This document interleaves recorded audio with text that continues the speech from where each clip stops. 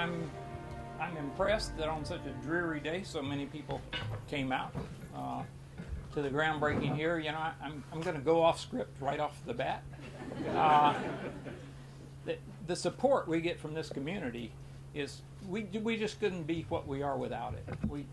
It's incredible that this many people would come out to a groundbreaking in this kind of weather. We have. Yeah, but it works better now. All right. Now I don't have to get right up there. Okay. We have 4,000 people in this community that have come to night classes to learn about biotechnology. We have hundreds of volunteers who have donated thousands of hours to give tours of the Institute for no pay other than just the fun of showing people around. The support we get is just remarkable. I thank y'all, and that's not in the script. I'm going to try to get back to the script now. Lonnie was not able to make it. It doesn't look like it. Pardon? Okay. So, regardless, Lonnie was not able to get here. Is that me doing that? Yeah, it's a little too close. Yeah. Should have rehearsed, right? Lonnie and I would really like to thank all of you for coming for this. Lonnie's been just a wonderful partner in this effort from the very beginning, and obviously none of us would be here today without him. The building that we're breaking ground on today, we refer to as the 800 building because that's going to be its address, will be a little sister of the building across the street, our main building. It's going to look a lot like it, it's going to feel a lot like it, but it's going to have a character, a personality all of its own, as you'll see. It's a beautiful building. And it's an expansion not only of our campus and our capacity here, but it's an expansion of the dream that Lonnie and I had of establishing biotechnology in the state of Alabama. Lonnie and I wanted to create something really unique, something where educators, researchers, and entrepreneurs all work together every day, talk to each other, ate with each other, shared ideas, and advanced medicine much faster than was done the old way. We wanted the educators to teach the children of Alabama and prepare them for careers in biotechnology, which none of them had heard of when we started the Institute. It was a bold vision, but we could have not done it at all, could not undertake it at all if it wasn't for the support of the state of Alabama. Governor Bentley has been a tremendous advocate of HudsonAlpha, and he really gets it. He's a physician. He understands the impact that genomics and precision medicine can have on healthcare, how it can reduce cost and make people's lives better. So he's really been an advocate for HudsonAlpha ever since he's been in office. He's been here many times, and he's supported us in a variety of ways. Thank you, Governor. The legacy of support of Governor Bentley for HudsonAlpha will echo through the decades. I can promise you that. We're going to continue and grow biotechnology here in North Alabama. And please join me in welcoming Governor Bentley. It's an honor to be with you today. And it's certainly an honor to be part of a complex. HudsonAlpha is just a shining star for not only the state of Alabama, but for this entire country and for the entire world. And I just am so proud of what we're doing in this state. You know, we put men on the moon from Alabama, but we're doing some things that maybe are more important than that. And that's helping the lives of some people in this state and in this country and in this world that they will reap the benefits of what is actually happening here today. When I came into office in 2011, we set up an organizational plan to recruit jobs for the state. We call it Accelerate Alabama. That was recruitment of new industries into the state, the retention of industries and helping them to grow. But the third part of that was something we call renewal. Renewal was innovation and entrepreneurship and ideas becoming products, and those products becoming companies, and those companies hiring people, and that's making more people have jobs. HudsonAlpha does that, but HudsonAlpha has such a more important things other than jobs. We teach teachers here, and our education system needs that. And so we do such a fantastic job here at Hudson Alpha in doing that. But more important than that, we're touching the lives of people. Now, we do that with jobs, we do that with education, but health care is more important. And there are so many children out there today that parents never knew what they had. They never knew what their child had. There was never a name for what they had. Now, we can't always cure what they have, but it helps to know what your child has if they have some type of genetic defect. And so, not only that, but we're by doing what is being done here at Hudson Alpha, there will not be over-treatment of those particular diseases. And so that saves money. So I think that of all the things that I see here at Hudson Alpha that I'm the proudest of, it's really, truly touching individuals and the lives of those people when it comes to their families and their health care. And in the long run, I think that what is happening here at Hudson Alpha will help us reduce the cost of health care in this country. And when we have the standards of care, they're not always accurate, what we set up today. But what is happening here at Hudson Alpha will help us in that area. So I'm proud to be here today. I think every dollar that we put into this facility reaps a tremendous return. And in fact, the economic benefit, I was told this morning, is going to be close to $2 billion. Am I not right, Jim? And so this is tremendous for this part of the state and for our state, but also, more importantly, as I say, we're helping people, and that's why we're here. So I'm glad to be here today, and look forward to putting on that beautiful hat that always makes us look so good. Thank you. Board members, Barbara Fisk, Phil Dotz, Gene Sapp, and Irma Tudor. I'm sorry I haven't picked you out of the crowd yet, but I know you're out there. We get great support from the legislature, and we're fortunate enough to have Phil Williams here and someone else. Well, Mac. I'm not talking about Mac. Mac I take for granted. I'm going to talk about Mac in a minute, but there I thought Laura Hall. Yes, there you are, Laura. Thank you. All right.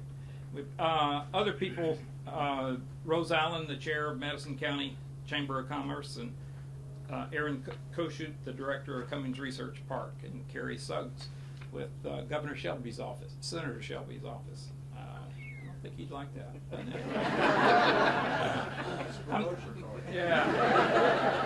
I'm not good at reading all those names.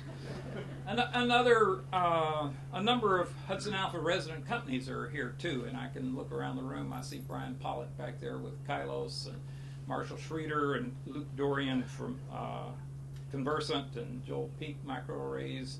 A lot of our companies, and I really appreciate y'all coming here today. I also like to recognize my son who's here somewhere. Where are you, Jim? There he is. Yeah. And just to put the cherry on the cake, my wife, my bride of 6 years, Lynn. If I'm going to do names, I'm going to do names. And now I'd like to introduce Rick Myers. Rick's been the director and science leader and president of Hudson Alpha before we actually opened the doors, since 2008. Everybody help me welcome Rick. I came here in 2008 for two reasons. I was born and raised in Alabama, went to college here, then went away for 30 plus years, not really expecting to come back because I didn't really have a job I had a good job where I was, and then I had known Jim Hudson for many years, and then I met him and then I met Lonnie later, and they described this vision. And I was supposed to help them figure out how to hire somebody to come run it. And I started thinking, I want to do this. What an interesting and unusual idea to have this public-private partnership to focus on using genomics and genetics to change the world.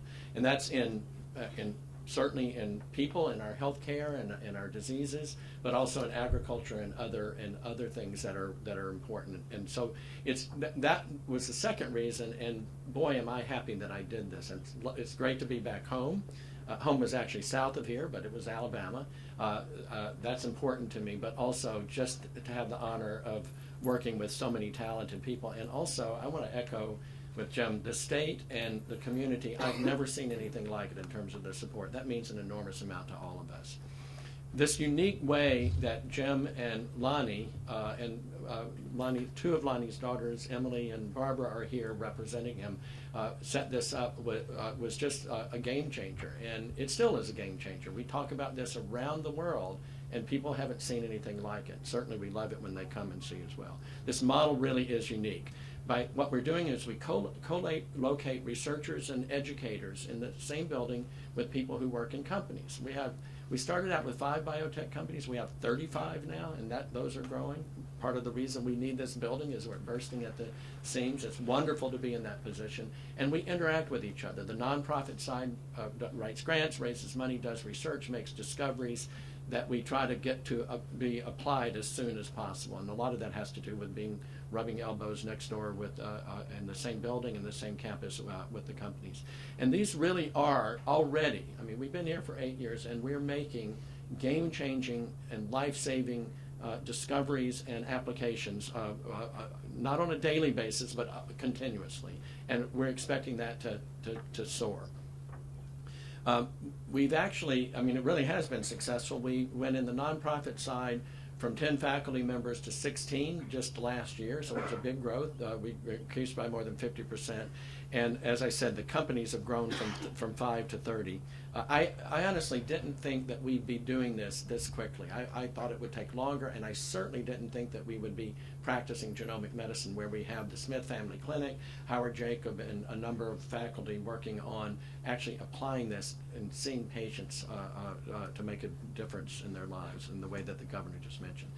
I love going around the world and bragging about our education outreach program. Nothing exists like that in the world. Neil Lamb is incredibly talented. He has an incredibly talented team. He just told us today, 90% of the high school students in Alabama are using lessons and things that were developed by his group. This is K through 12. It's everybody in all of those schools and even beyond in junior college and colleges, but it's also adults. And I mean, in fact, half of our teaching has to do with teaching the rest of us who are not in school about how important this is for our lives. So we really are making a difference in North Alabama, certainly in Huntsville and the North Alabama area. We really are making it statewide. Our research, our teaching, our genomic medicine, and our companies are reaching throughout the state, all the way from the south to the north and everything in between. And that's been a major part of why the state investment has been so important to us. It's allowed us not to just be isolated here, but to have a big impact. And of course, we really are trying to have an impact and are having an impact throughout the entire country and the world. Many projects with people all over. That's been really important to us. So I'm very excited about this building. Thank you again, Governor, and all of you for helping to make this possible, to help us make new discoveries, to reach even more students and teachers, to diagnose and treat more disease, and be able to help in this agricultural revolution that we need to have. Thank you, everyone. We depend on the state's support, and we really appreciate it. But as a nonprofit, Hudson Alpha couldn't do what we do without the support of the community, philanthropists, and the donations that we receive. At this time, I would like to thank philanthropist and businessman Bill Probst, who is here with his wife and son, for his generous donation to help us to match the state's money so that we could build this building. It's been a really interesting voyage, I think, for Bill and I both.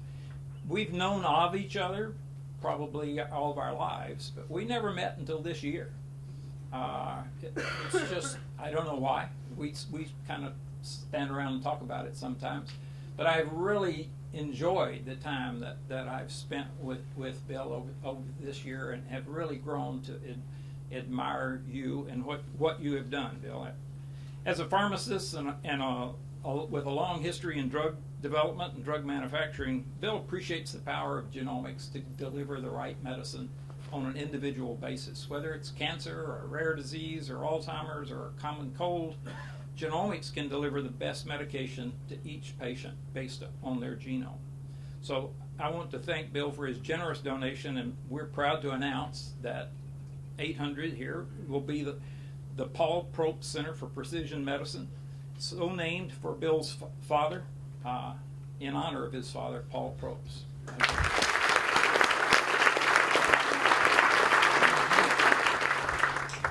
Really, thank you, Bill. It moves. Is this thing working? I guess it is. All right. Okay.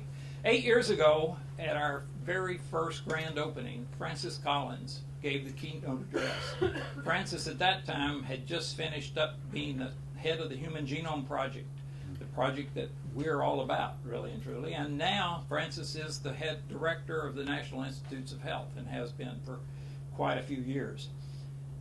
At our grand opening, he gave a keynote address, and in that address, he told a story about a young girl named Betty, and he told about how he felt that in the future, Hudson Alpha and precision medicine was going to save Betty's life.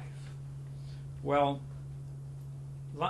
I want to thank Bill Probst for this donation, because this allows us to take the step that is actually going to save Betty. We're going to actually start practicing precision medicine, developing all the techniques here on the campus. So those of you who were there 8 years ago, and I'm going to send Francis a message to say that we are about to put a shovel in the ground to save Betty. In addition to being the home of Hudson Alpha Precision Medicine, which is led by Dr. Howard Jacob in the rear back here, 800 will also be the nation's home of the nation's absolute best educational outreach group. Neil Lamb and his faculty, you hear all of us sing the praises, but it's just amazing. They are a national phenomenon. We couldn't be more proud of them. And the building is also going to continue our tradition of entrepreneurs working with researchers. So people like Marshall Schroeder and Luke Dorian, the founders of Conversant, they're going to move their company into the new building.